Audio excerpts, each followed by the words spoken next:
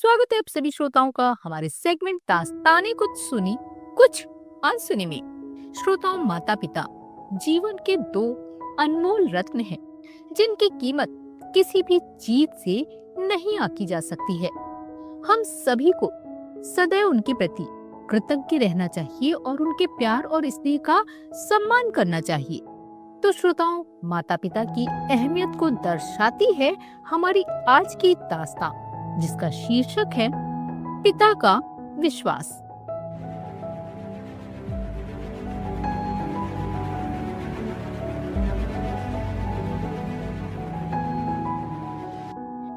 अपने पिता का अंतिम संस्कार कर लौट रहे सिद्धार्थ की आंखों से अविरल धारा बह रही थी। वह अपने साथ वापस हो रही भीड़ के आगे आगे चल जरूर रहा था, पर उसका मन उसी तेजी से पीछे भाग रहा था। साथ ही उसके कंधे पर हाथ रखकर सांत्वना दे रहे थे, पर वह जानता था कि ये आंसू दरअसल उसके मन में चल रहे प्रायश्चित के आंसू भी हैं। उसे रह रहकर अफसोस हो रहा था कि वह अपने पिता के कहे अनुसार क्यों नहीं चला, क्यों उसने वह सब किया जिनसे पिता हमेशा दूर रहने के लिए कहते थे। बेचैन मन के लिए और जैसे तैसे थके कदमों से घर पहुंचा, पर अब उसे कोई कुछ बोलने वाला नहीं था।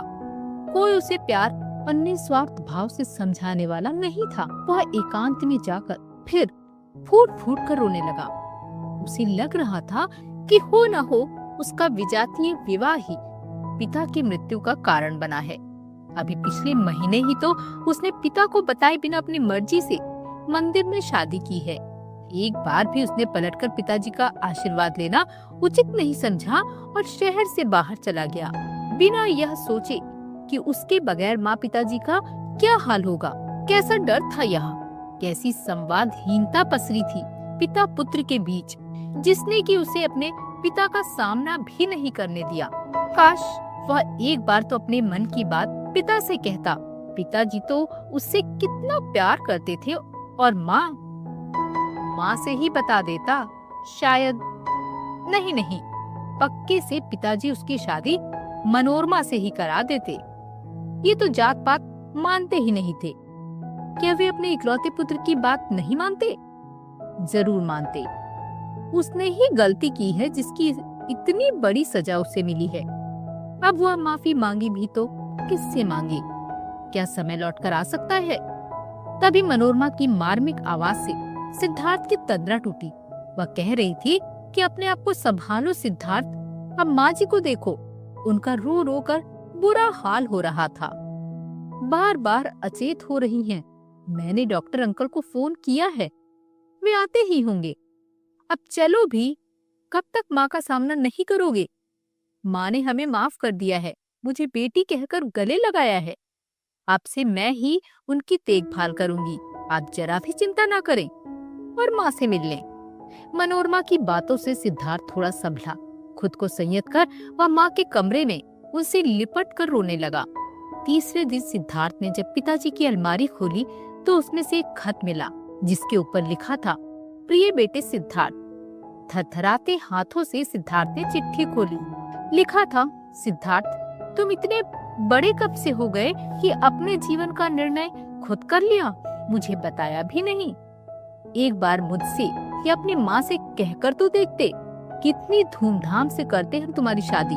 बचपन से आज तक तुम्हारी खुशियाँ ही तो देखी हैं।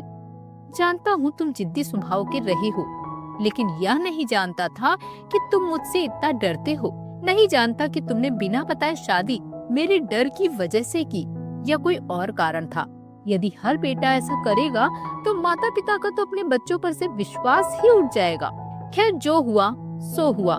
जब भी घर लौटो, इस विश्वास से लौटना कि यह घर तुम्हारा है, हम तुम्हारे हैं। अंत में लिखा था, काश तुम मेरे रहते लौट आओ। तुम और तुम्हारी माँ नहीं जानती मुझे ब्लड कैंसर है।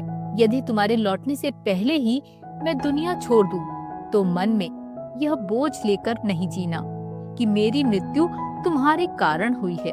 बहू को मेरा आशीष, अपनी माँ का ख्याल रखोगे, इतना विश्वास है मुझे। तो श्रोताओं, हमें अपने माता पिता की त्याग और प्यार के लिए हमेशा आभारी रहना चाहिए।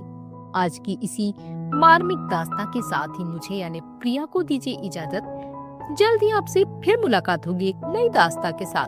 तब तक के लिए सुनते रहिए आरएस इन्फो कैप्सूल। नमस्कार।